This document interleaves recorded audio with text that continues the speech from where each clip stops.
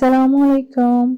अल्लाह पाक आप सबको आसानियाँ अता फरमाए और आसानियाँ तकसीम करने वाला बनाए। उम्मीद करती हूँ कि सबको नावल बहुत पसंद आ रहा होगा।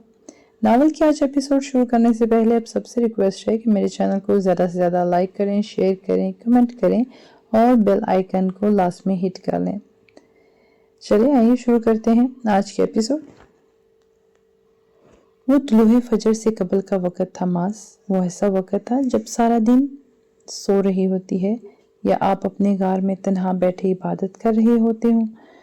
अपने तन्हा वक़्त में से चुपके चुपके पुकार रहे होते हैं कि अचानक से आपके तारीख गार में इनकी चांदनी सी पिघल कर गिरने लगती है।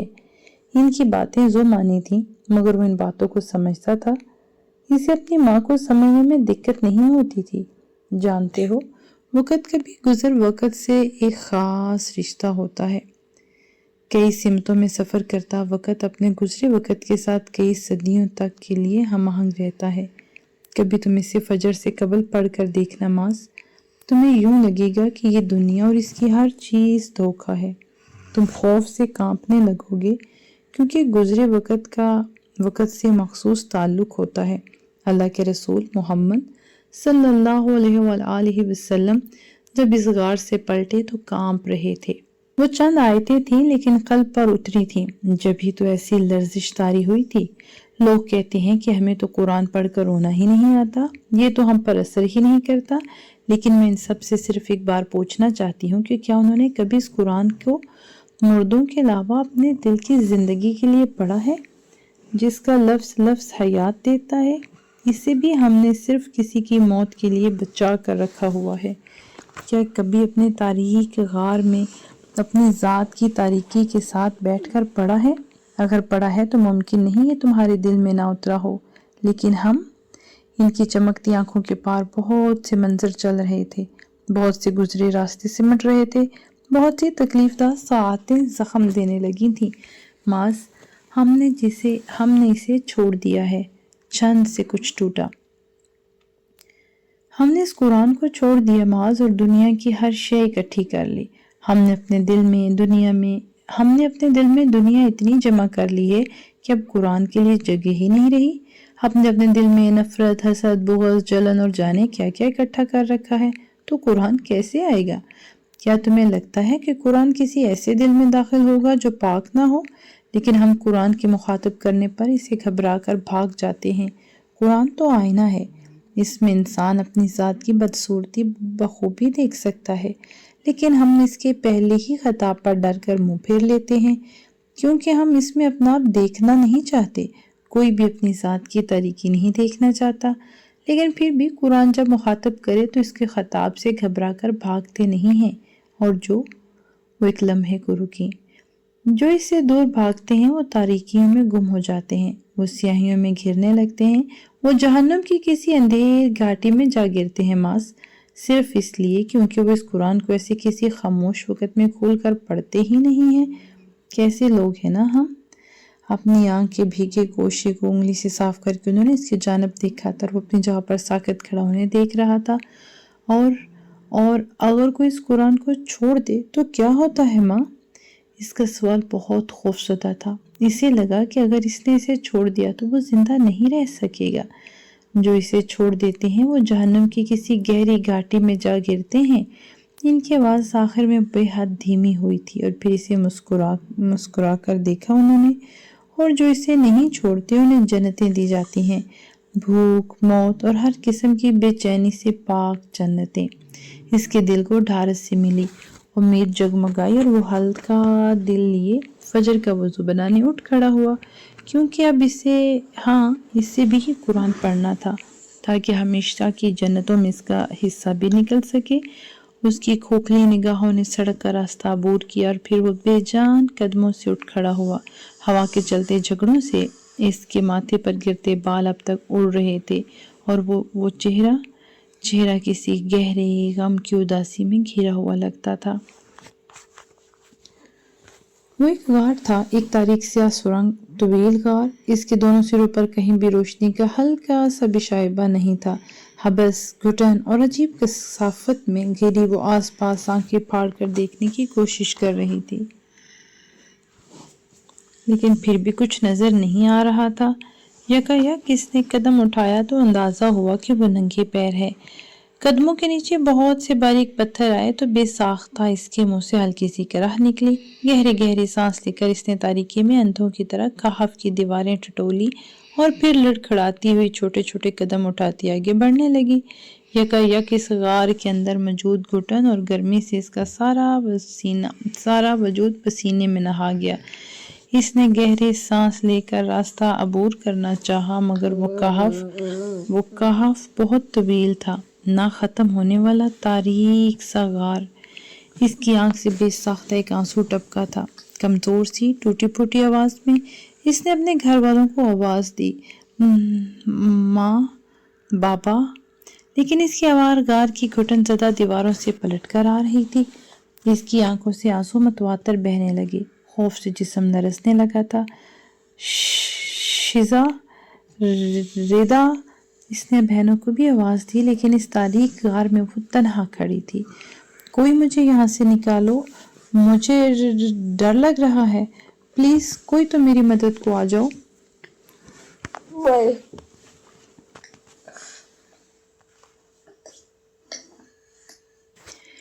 اس کی لرزتی آواز ایک بار پھر سے دیواروں سے پلٹ کر آئی تو اس نے کہف کی دیواروں کو چھوڑ دیا، چہرے پر لڑکھتے آنسوؤں کو ہتھیلی سے صاف کیا، مگر وہ پھر بھی پھسلتے جا رہے تھے۔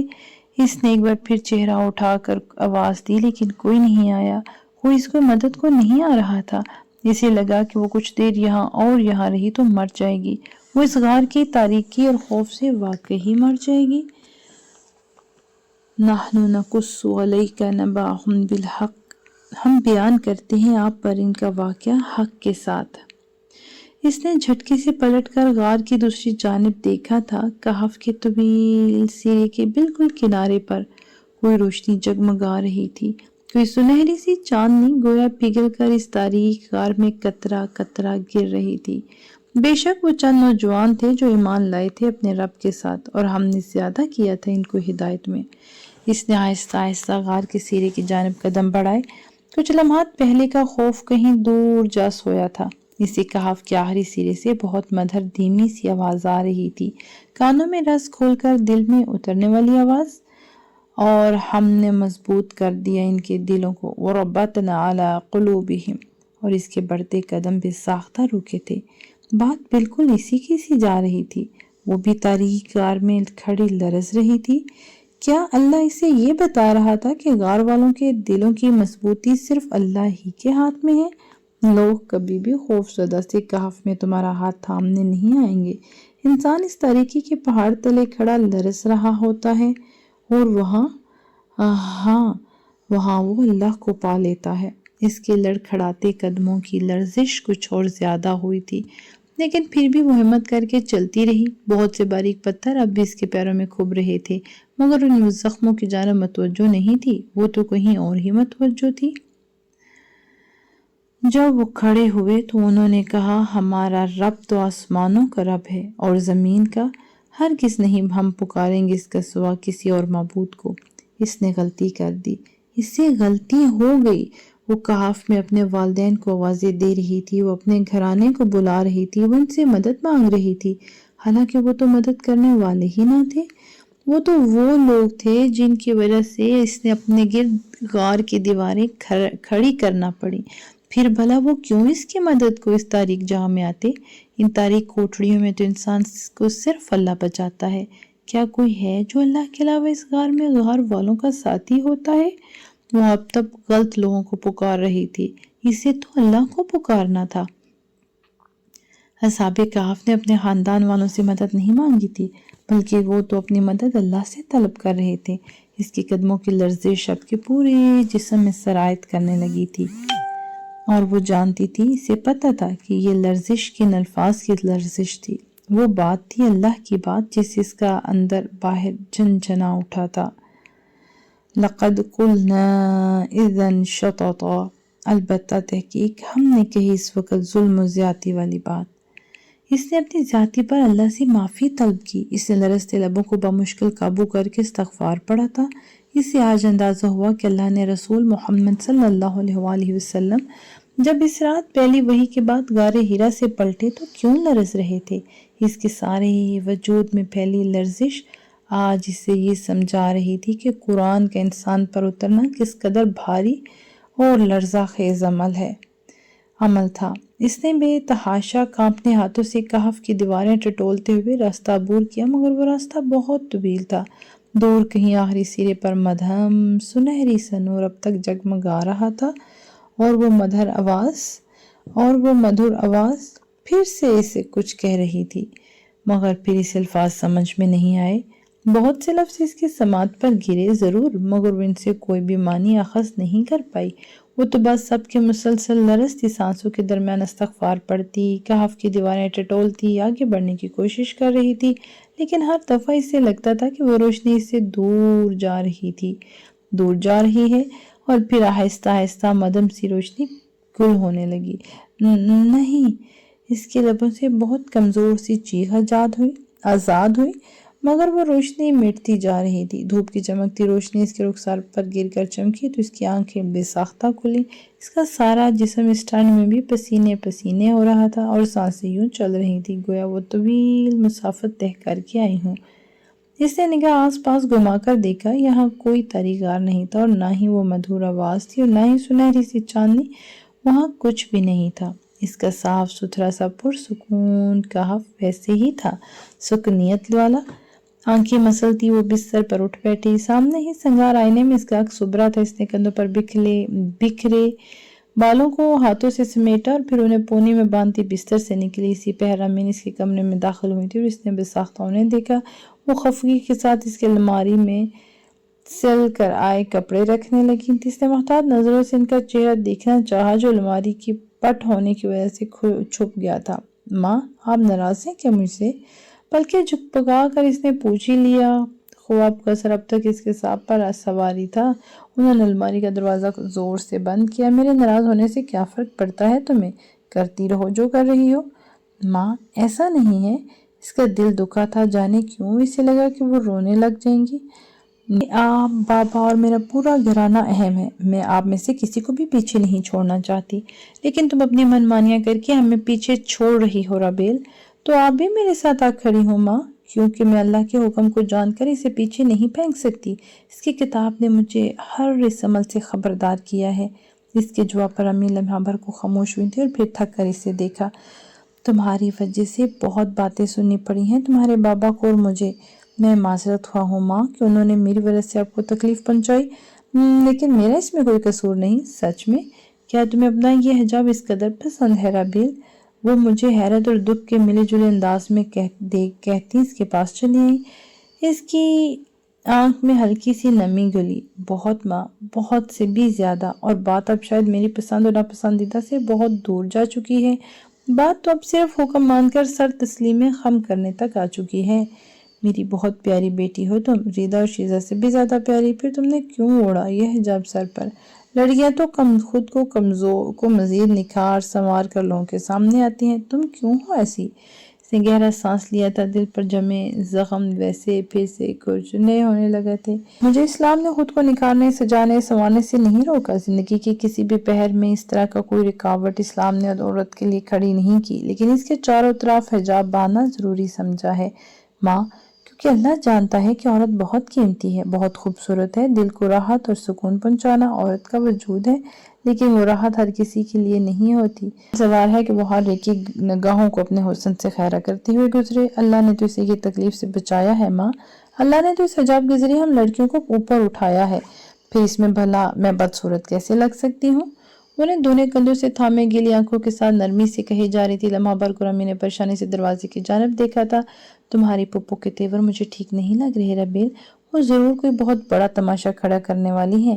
رات ہی سے غصے میں بھی پریشانی سے پیشانی مسلی تھی، کیسے سامنا کرے گی وہ ان سب کا؟ میں دعا کروں گی کہ سب ٹھیک رہے۔ اور ہاں، یہ ماس تمہیں کچھ عجیب سا نہیں لگتا؟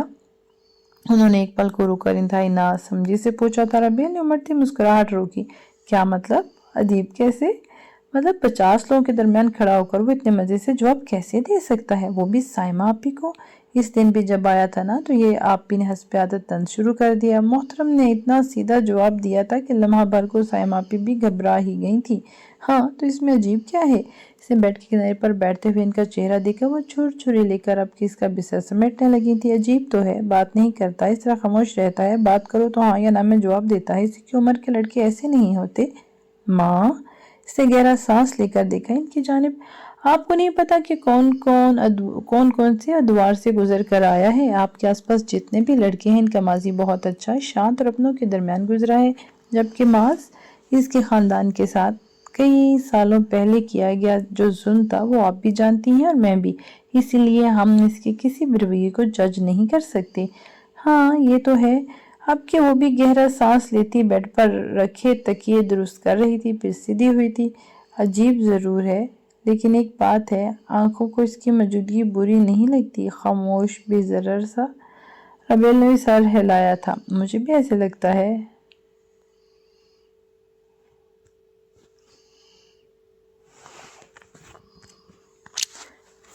چلو اب ناشتہ کر لو باہر آ کر، اور اب پلیز رات کو بارات کے فنکشن میں ضرور شرکت کر لینا، میں مزید لوگوں کے طعنے نہیں سن سکتی۔ اور ہاں، وہ جاتے جاتے یکدم اڑی تو اس نے چہرہ اٹھا کر انہیں دیکھا۔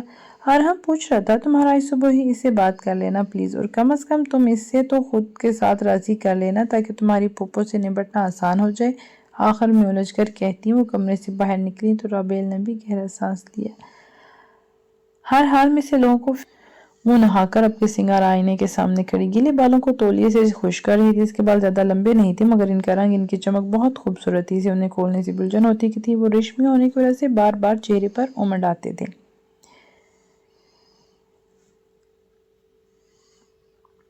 بالوں کو خشک کر کے اس نے انہیں پیچھے کی جانب پھینکا۔ اسی پہر اس کے کمرے کا دروازہ کھول کر ادھر شیزہ اندر داخل ہوئی تھی۔ اس نے بے اختیار ان کی جانب دیکھا، اسی لیے ارحم بھی ان کے ساتھ ہی اندر آنے لگا تو ریدا نے دروازے میں رک کر چہرہ باہر نکالا۔ رابی نے بھی دوپٹہ نہیں اوڑھا ہوا، آپ باہر انتظار کریں۔ اور یہ ٹھک، اس نے دروازہ اس کے منہ پر ہی بند کر دیا تھا۔ رابی تو رابی، شیزہ بھی اس کی حرکت پر دھک سے رہ گئی تھی۔ یہ کیا طریقہ ہے ریدا؟ شیزہ کی بے حد حیران سی آواز سنائی دی۔ ریدا نے اس جانب ناسمجھی سے دیکھا۔ یہ کیا طریقہ ہے؟ تم نے دروازہ ان کے منہ پر بند کر دیا تو اور کہاں بند کر دی؟ رابی نے بھی ساختہ امنڈ آنے والی ہنسی کو روکا تھا۔ پاگل، وہ کیا سوچیں گے؟ بھائی اگر انہیں اندر آنے دیتی تو رابی کیا کرتی؟ ایک دم دوپٹے کے لیے بھاگتی اور ساری سچویشن آکورڈ ہو جاتی۔ میں نے تو سب کو اس قسم کی سچویشن سے بچایا ہے۔ واہ، کیا بچایا ہے ویسے؟ شیزہ نے تلے بجا کر اسے داد دی۔ اس نے مسکرا کر دونوں کی جانب دیکھا۔ کیا چاہیے؟ کیا پہن رہی ہو تم آج رات؟ ٹیل می کہ تم دونوں کو ماں نے بھیجا ہے؟ اس نے ایک پل کو خوفزدہ ہو کر ان دونوں کی طرف دیکھا تو وہ دونوں ایک دوسرے کو دیکھ کر مسکرائیں، پھر اس جانب دیکھا اور ریدا نے ابرو چائے اور دونوں قدم پیچھے ہٹی۔ میں خود تیار ہو سکتی ہوں، پتہ ہے ہم نے کہ تم نے کیسا تیار ہونا ہے۔ خدا کے لیے رابی، ہم رات کو شادی میں جائیں گے، میلاد میں نہیں۔ تم دونوں آخر کیا کر رہے ہو میرے ساتھ؟ اور ماں بھی ہمیشہ تم دونوں کو میرے سر پر مسلط کر دیتی ہے۔ پتہ بھی ہے کہ مجھے زیادہ تیار ہونا پسند نہیں۔ ابھی کے ابھی یہاں سے اٹھ کر جاؤ۔ شیزہ نے اسے الماری کے دروازے کے پیچھے ہی تنبیہ کی تھی اور اس نے اپنا بیڈ پر رکھا دوپٹہ محتاط نظروں سے دیکھا اور پھر اس سے پہلے وہ اسے اٹھا کر باہر بھاگتی۔ ریدا نے اسے قابو کر لیا تھا۔ ماں نے ہم دونوں کو آپ کی گرومنگ کرنے کے لیے بھیجا ہے۔ میں ایسے ہی ٹھیک ہوں، پلیز مجھے جانے دو۔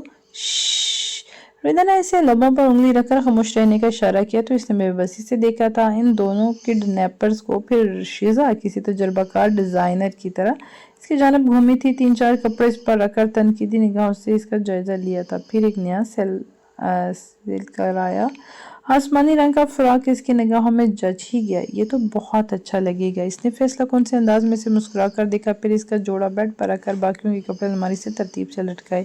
اب کہ ریدا اس کے ہلکے سے سوکھے بالوں میں برش چلا رہی تھی۔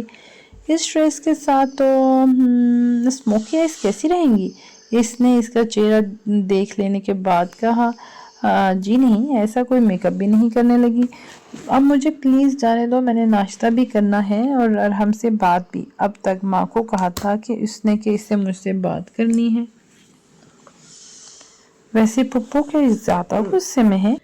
اس نے ایک پل کو چہرہ ردا کی جانب پھیرا تھا۔ بہت غصے میں ہیں پھپھو؟ بابا کے کمرے سے رات گئے تک بہت بلند آواز سے باتیں کرنے کی آوازیں آ رہی تھیں۔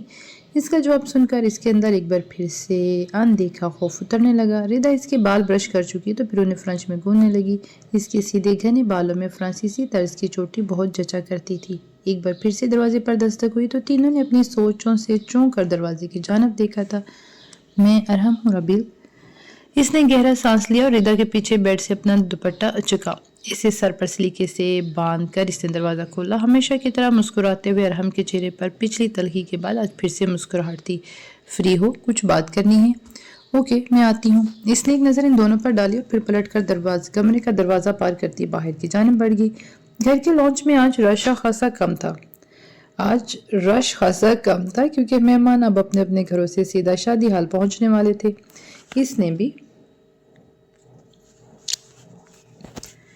اس نے ایک نظر ان دونوں پر ڈالی اور پھر پلٹ کر کمرے کا دروازہ پار کرتی باہر کی جانب بڑھ گئی۔ کمرے کے لانچ میں آج رش خاصا کم تھا کیونکہ مہمان اب اپنے اپنے گھروں سے سیدھا شادی ہال پہنچنے والے تھے۔ اس نے بھی ان کے پیچھے قدم بڑھائے۔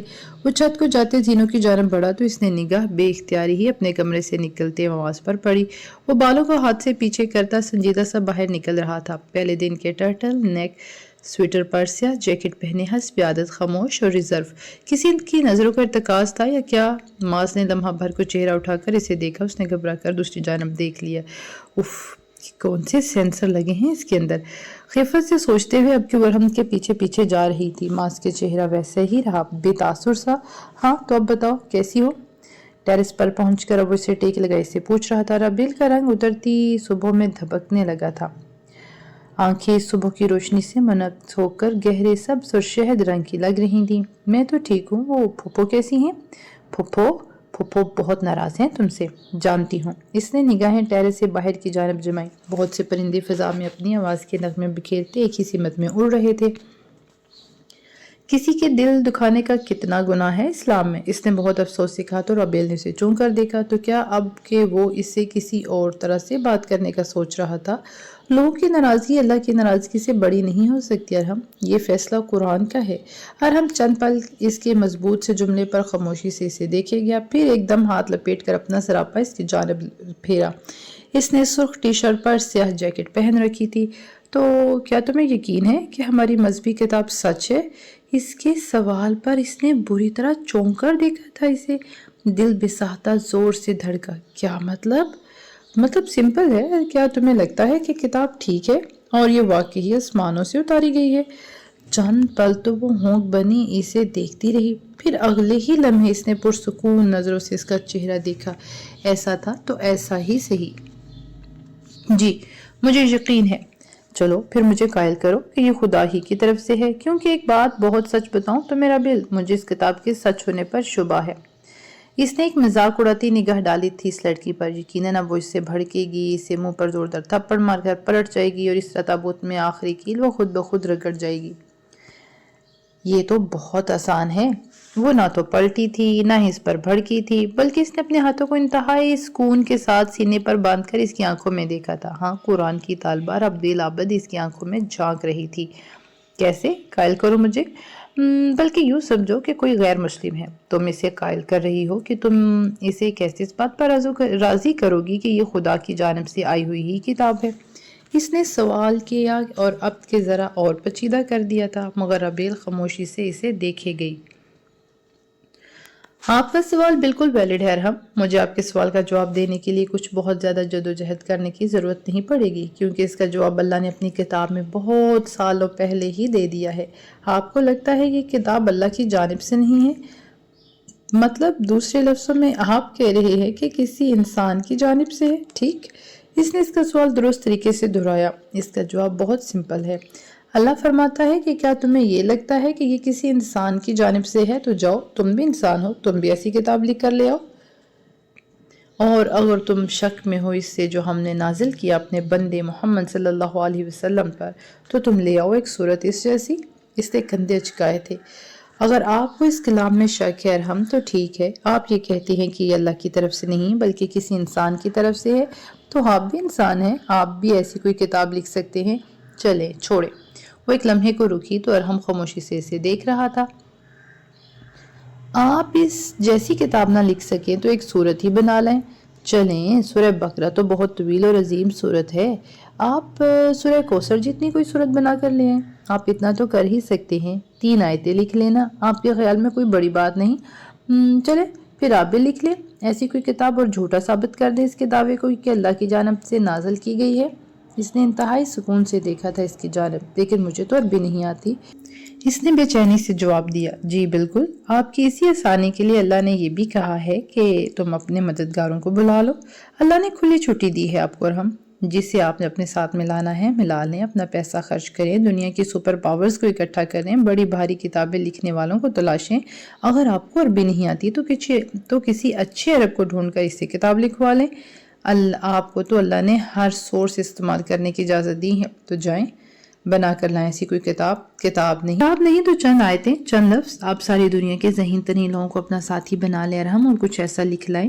اور یاد رکھیے اللہ یہ چیلنج اس قوم کو دے رہے تھے کہ جن کا دعویٰ تھا کہ ہم عربی کا ہر لفظ جانتے ہیں۔ کیا آپ یہ دعویٰ کر سکتے ہیں کہ آپ کو اردو کا ہر لفظ آتا ہے؟ یا پھر آپ کو انگریزی اتنی اچھی ہے کہ ڈکشنری میں کوئی ایسا لفظ نہیں جو آپ کے علم میں نہ ہو؟ کیا آپ کوئی بڑا دعویٰ کر سکتے ہیں ارحم؟ دھم دھم دھم، ارحم کے چہرے پر اس کے لفظ پلٹ پلٹ کر آ رہے تھے، لیکن قرآن کی طلبہ جو ہی ہاتھ باندھے لپیٹے سکون سے اسے دیکھ رہی تھی۔ اور جانتے ہیں ارحم، وہ قوم اس کلام کو جھوٹا ثابت کرنے کے لیے مر رہی تھی۔ وہ لوگ اللہ اور اس کے رسول کی دشمنی میں آپ سے بھی کہیں زیادہ آگے تھے۔ لیکن کیا ہوا؟ جانتے ہیں کیا ہوا تھا؟ ساری فضا گویا آس پاس جم گئی تھی، اور ربیل اسی طرح مضبوط لہجے میں روانی سے جملے ادا کر رہی تھی۔ ارحم کو سفید پڑتا دیکھ رہی تھی، کوئی ایک آیت تو کیا ایک لفظ بھی نہیں لکھ سکے اس کے مقابلے میں، اور سارا عرب بلکہ ساری دنیا یہ چیلنج ہار گئی کہ قرآن کسی انسان نے لکھا ہے۔ ساری دنیا اپنی بات کو سچ ثابت کرنے میں ہار گئی ارحم۔ کوئی اس کتاب کے سامنے نہ ٹک سکا، کوئی اس کے جاندار کلام کے آگے اپنا کمزور اور ناقص سے بھرپور کلام لانے کی جرات نہ کر سکا۔ آپ کو کیا لگتا ہے کہ آپ پہلے ہیں؟ آپ کو کیا لگتا ہے کہ اہل مکہ نے کوشش نہیں کی ہوگی اسے جھوٹا ثابت کرنے کی؟ انہوں نے اپنے جان مال سب لگا دیے ارحم، لیکن کچھ نہیں ہوا۔ قرآن آج بھی روز اول کی طرح روشن ہے، اس کی آیتیں آج بھی لوگوں کو اکٹھے گھٹنے کے بل گرا کر سجدہ کروانے کی صلاحیتیں رکھتی ہیں۔ اور چاہے کتنی بھی جادوگر فرعون کے سجائے گئے میدان میں اپنی لاٹھیاں ڈال کر لوگوں کو شعبدہ بازی کا نشانہ بنائیں، لیکن ہر جادوگر اپنے اندر یہ بات ضرور جانتا ہوگا کہ جب موسیٰ کا عصا، ان کا معجزہ اس میدان میں اترے گا تو وہ ہر جھوٹی لاٹھی کو نگل جائے گا، اور آخرکار عظیم ساحروں کو سجدے میں ایک نہ ایک دن گرنا ہی پڑے گا۔ یہ سن ہوا اسے دیکھ رہا تھا، اسے لگا وہ کوئی ٹپیکل قسم کی مسلمہ ہے، جذبات میں آ کر بھڑک جائے گی اور اسے کافر قرار دے کر چلی جائے گی، لیکن اسے وہ جواب دے رہی تھی، وہ اسے اس کے دعوے میں جھوٹا ثابت کر رہی تھی، بلکہ وہ تو اسے جھوٹا ثابت کر چکی تھی۔ اس نے بے چینی سے پہلو بدلا تھا۔ تم نے مجھے اس کتاب جیسی کوئی کتاب لکھنے کی کوشش تو کرنے نہیں دی اور اپنا فیصلہ بھی سنا دیا، یا یہ کوئی انصاف ہے؟ ربیل اس کی بات پر لمحہ بھر کو مسکرائی تھی۔ اور ہرگز تم نہیں کر سکو گے، آپ کوشش کر لیں ارحم، لیکن یہ سچ ہے کہ جتنے لوگوں نے کوششیں کیں وہ آج تک کامیاب نہ ہو سکے، کیونکہ اللہ کے مقابلے میں انسان کی حیثیت کچھ بھی نہیں۔ اس نے ایک آخری نگاہ اس پر ڈالی اور پلٹ گئی۔ پلٹتے سمے اس کا دل دھک دھک کر رہا تھا اور خشک ہوا جا رہا تھا۔ عظیم سحروں کے سامنے عزا ڈالنا اس قدر آسان بھی نہیں تھا، اور تب جب کہ جادوگر بھی عظیم جادوگر تھے، وہ نم آنکھیں لیے زینیں اترنے لگی۔ ایک ہاتھ ریکنگ پر رکھے وہ گویا پن پر چل رہی تھی۔ اس کا سینہ ارحم کی پچھلی باتوں سے تنگ ہونے لگا تھا۔ وہ جتنی امیدیں اسے اچھی لگایا کرتی تھی، اتنی ہی بار وہ اس کا دل اس بری طرح توڑ دیا کرتا تھا۔ ہم جانتے ہیں کہ بے شک تنگ ہوتا ہے آپ کا سینہ بلا وجہ، بوجہ اس کے جو وہ کہتے ہیں۔ اور اس نے ایک لمحے کو ٹھٹک کر دوسری جانب دیکھا۔ اس کی سماعت میں وہ مدھر آواز کچھ کہہ رہی تھی۔ کیا کوئی اس کی جانب متوجہ تھا؟ اس نے آس پاس نگاہ گھما کر اس آواز کو تلاشا۔ سامنے ہی ٹی وی پر سورہ حج کی آخری آیات جگمگا رہی تھیں۔ بس آپ تسبیح بیان کریں اپنے رب کی حمد کے ساتھ، اور آپ کو سجدہ کرنے والوں میں سے۔ وہ گمسم سی ان آیات کو دیکھی گئی۔ گھر میں سب اپنے کاموں میں مشغول تھے، اور وہ پتھر کا مجسمہ بنی زینوں پر ہی جم گئی تھی۔ پھر اسی تیزی کے ساتھ اتری اور کمرے میں چلی آئی۔ جلدی جلدی جے نماز ڈالا، اس کا دل بے تحاشا دھڑک رہا تھا اور چہرہ گلابی ہو کر تمتما رہا تھا۔ اور آپ ہوں سجدہ کرنے والوں میں سے۔ قاری زہرانی کی آواز ان آیات کو پڑھتے ہوئے بار بار بھیگ رہی تھی، اور بھیگ تو اس کے رخسار بھی رہے تھے۔ جب کوئی بھی اس کی جانب متوجہ نہیں ہوتا تھا تو کوئی آسمانوں کے پار سے اس کی جانب متوجہ ہوا کرتا تھا۔ اس نے لرزتے ہاتھ اٹھائے اور پھر اگلے ہی لمحات میں وہ بھی سجدہ کرنے والوں میں سے شامل ہو گئی تھی۔ اور آپ عبادت کریں اپنے رب کی یہاں تک کہ آ جائے آپ کے پاس یقین، یعنی کہ موت۔ اس نے سیاہ ابائی پر سیاہ حجاب چہرے کے گرد لپیٹا اور جیسے ہی کمرے سے باہر نکلی، سامنے بیٹھی سائمہ پر اس کی نگاہ پل بھر کو اٹھی تھی۔ انہوں نے اسے دیکھتے ہی تیوری چڑھائی اور پھر طنزیہ مسکراہٹ کے ساتھ سر جھٹک کر چہرہ پھیر لیا۔ اس نے کمال ضبط سے سہا تھا ان کا یہ انداز۔ پھر بھاری ہوتے دل کے ساتھ داخلی دروازہ عبور کرتی باہر کی جانب بڑھ گئی۔ پتھریلی روش پر کھڑی چمچماتی کار میں بیٹھ کر اس نے ڈرائیور کو چلنے کا اشارہ کیا، اور چند ہی لمحات میں وہ اپنی قرآن ٹیچر کے سامنے بیٹھی تھی۔ انہوں نے نرم نگاہوں سے اس کا بجھا بجھا سا چہرہ دیکھا، پھر آگے بڑھ کر اسے پانی کا گلاس دیا۔ اس نے بغیر کسی پسو پیش کے گلاس تھاما اور سارا پانی پی گئی، جسے جیسے یکدم ہی بےحد پیاس لگنے لگی تھی۔ انہوں نے آگے بڑھ کر ایک اور گلاس بھرا اور تو اس نے وہ بھی پی لیا۔ پھر گہرے گہرے سانس لیتی اندر جمع ہوتی گھٹن کو باہر نکالنے لگی۔ زندگی چند ہی دنوں کے اندر کیا سے کیا ہو گئی تھی۔ کیا ہوا ہے؟ میں نے خواب دیکھا تھا میڈم، پچھلی رات۔ اس نے گردن جھکا رکھی تھی اور ٹوٹی پھوٹی سی آواز بمشکل میڈم کی سماعت تک پہنچ رہی تھی۔ میں نے دیکھا کہ میں ایک غار میں قید ہوں، ایک کے دوسرے سرے پر سنہری سی روشنی ٹمٹما رہی ہے، لیکن جیسے ہی میں نے اس کی جانب قدم بڑھائے وہ روشنی گل ہو گئی۔ بہت سے آنسو اس نے اپنے اندر ہی پی لیے تھے۔ میڈم سبات خاموشی سے دیکھے گئیں۔ اس غار میں مجھے کوئی سورہ کہف پڑھ کر سنا رہا تھا۔ اس کی اگلی بات پر میڈم سیدھی ہو کر بیٹھی تھی۔ اب کہ انہوں نے چہرہ اٹھا کر دیکھا۔ یہ تو بہت اچھا خواب ہے رابیل، تم گھبرا کیوں رہی ہو؟ لیکن اس غار میں بہت تکلیف میں تھی میں میڈم۔ اس کہف میں بہت تاریکی تھی، بہت اندھیرا تھا، اتنا اندھیرا کہ مجھے اپنے ہاتھ پاؤں تک دکھائی نہیں دے رہے تھے۔ یوں لگتا تھا تاریکیوں کی کوئی پرتیں فضا میں پھیلی ہوئی ہیں، اور اس غار کا راستہ بہت طویل تھا۔ پچھلے جمعے کو سورہ کہف پڑھی تھی تم نے؟ ان کے بہت پرسکون سے سوال پر اس لمحے بھر کو اس نے چون کر دیکھا تھا ان کی جانب، اور پھر اس کے دماغ میں جھماکا سا ہوا۔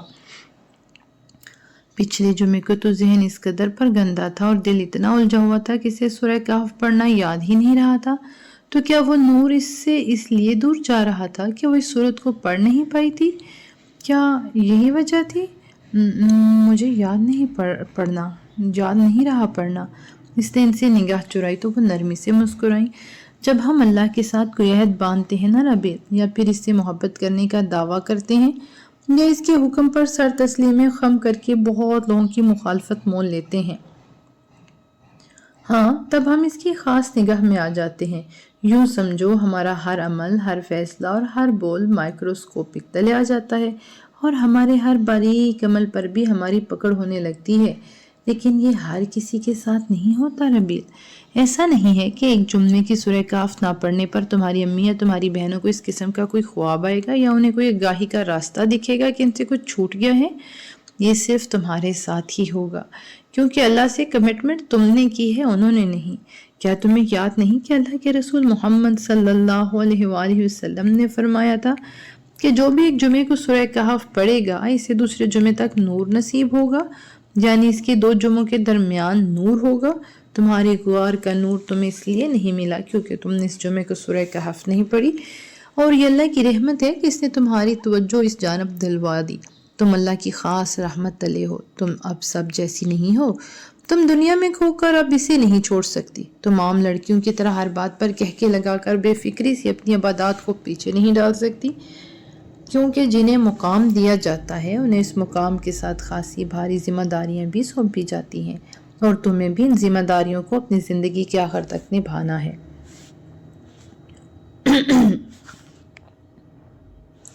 وہ یک ٹک ان کا چہرہ دیکھنے لگی تھی۔ وہ نرمی سے اپنی بات مکمل کر کے اس جانب دیکھ رہی تھی۔ میں اپنی پوری کوشش کروں گی ہر ذمہ داری کو نبھانے کی میڈم، اللہ تمہاری راہیں آسان کرے، آمین۔ آخر میں ان کی دعا دینے پر وہ بے ساختہ مسکرائی تھی۔ دل پر جمع بوجھ جیسے ان باتوں سے اتر گیا تھا اور اب اس کا دل ہلکا پھلکا ہو گیا تھا۔ اس نے قدم ان کے آفس سے باہر کی جانب بڑھائے اور خاموشی سے چکنے ٹائلز والے مدرسے کی راہداری عبور کرتی گزرنے لگی۔ ہر جانب کلاس روم سے قرآن پڑھنے اور پڑھانے کی بابرکت سی گونج تھی۔ اس کا دل نوازوں سے دھلنے لگا تھا۔ گھر میں داخل ہوتے اس نے گاڑی کا دروازہ کھولا اور خاموشی سے لان کے پچھلے حصے میں چلی آئی۔ اس طرف کونے میں خالی سنسان سا جھولا رکھا ہوا تھا جو اس سمے ہولی ہولی سی خنک ہوا سے لہرا رہا تھا۔ اس نے بھی قدم اس کی جانب بڑھائے اور جھولے پر آ بیٹھی۔ آنکھیں موند کر سر اس جھولے کی پشت سے ٹکایا اور ہولے ہولے جھولنے لگی۔ بیزار ہو رہا ہوں تو فی الحال تو حد درجہ کسی کی جانی پہچانی آواز پر اس نے آنکھیں کھولیں۔ ایک پل کو سیدھی ہو بیٹھی۔ دوسری جانب پھولوں کے سامنے کھڑا وہ فون پر کسی سے بات کر رہا تھا۔ اس نے رابیل کو نہیں دیکھا لیکن رابیل نے اس کو دیکھ لیا تھا۔ وہ اب کے سر جھٹک کر دوسری جانب پھر سے کچھ کہہ رہا تھا لیکن اگلے ہی لمحے کچھ سوچ کر اس کی جانب قدم بڑھائے۔ ماس، وہ فون کان سے ہٹا کر اب کے تیزی سے کچھ ٹائپ کر رہا تھا۔ اس آواز پر چونک کر اس کی طرف مڑا، اسے دیکھ کر لمحہ بھر کو حیران ہوا۔ اگر تم اتنے ہی بیزار ہو رہے تھے تو آنے کی کیا ضرورت تھی؟ اس نے اس کی جانب دیکھ کر بہت سکون سے پوچھا تھا لیکن وہ اس کے سوال پر ہلکا سا حیران ہوا۔ میں نے کب کہا کہ میں بیزار ہو رہا ہوں؟ تمہاری شکل پر صاف لکھا ہے کہ تم یہاں سے بھاگ جانا چاہتے ہو۔ وہ اس کے جواب پر لمحہ بھر کو ہلکا سا مسکرایا۔ رابیل نے اسے پہلی دفعہ مسکراتے ہوئے دیکھا تھا۔ کیا ہم لوگ تمہیں اتنے برے لگتے ہیں؟ اس کے اگلے سوال پر اس کے چہرے سے مسکراہٹ لمحے بھر کا توقف کیے بغیر ہی غائب ہوئی تھی۔ رابیل کا چہرہ ویسے ہی نرم رہا تھا جیسے وہ اپنے بڑوں کے کسی عمل پر شرمندہ تھی۔ اس نے گہرا سانس لے کر بالوں میں انگلیاں چلائیں، نگاہوں نے یوں ہی پھیلے سبزی کو چھوا تھا۔ کیا فرق پڑتا ہے؟ اس نے سر جھٹک کر کہا تو رابیل کو دکھ ہوا۔ فرق پڑتا ہے ماس، کسی کو فرق پڑے نہ پڑے لیکن تمہیں اور تمہارے گھرانے کو فرق پڑتا تھا اور پڑتا ہے۔ گزرا وقت ہر فرق کو مٹا دیتا ہے اور کچھ بھی باقی نہیں رہتا۔ اگر ایسا ہوتا تو کوئی صدیوں بعد بھی جنہیں اللہ نے عبرت کا نشان بنایا تھا وہ عبرت کا نشان نہ رہتے۔ ان کی الٹی گئی زمین کو دیکھ کر بہت سے لوگوں نے توبہ کی ہے۔ ان پر الٹائی گئی زمین۔ اس کے جواب پر اس نے ایک لمحے کو اس شفاف آئینہ جیسی لڑکی کو دیکھا۔ حجاب کے حالے میں دمکتا اس کا چہرہ ماس کو ڈسٹرب کرنے لگا تھا۔ اس نے غیر ارادی طور پر اس سے نظریں پھیری لیکن ہر کسی نے تو توبہ نہیں کی نا۔ دور نگاہیں جمائے اس نے بہت مدھم آواز میں کہا تھا، پھر بھی رابیل نے اسے سن لیا تھا۔ ہر کوئی توبہ نہیں کرتا ماس، لیکن کچھ لوگ ضرور توبہ کر لیتے ہیں۔ انہیں کم از کم قبول کر لینا چاہیے۔ لیکن تمہیں تمہارے کسی بھی عمل پر جج نہیں کرنا چاہتی، لیکن جن لوگوں نے معافی مانگ کر اپنا عمل درست کیا ہے تمہیں انہیں قبول کر لینا چاہیے۔ قبول کرنا اتنا آسان نہیں ہوتا رابیل۔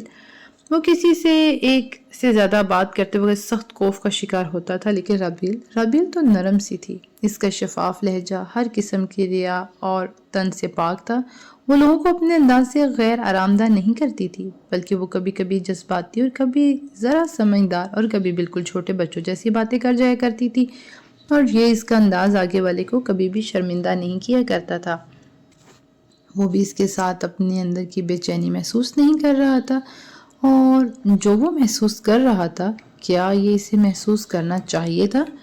قبول کرنے کے لیے ضروری ہے ماز کہ سب سے پہلے تم خود کو معاف کرو۔ اگر تم خود کو معاف نہیں کرو گے تو کسی کو بھی معاف نہیں کر پاؤ گے۔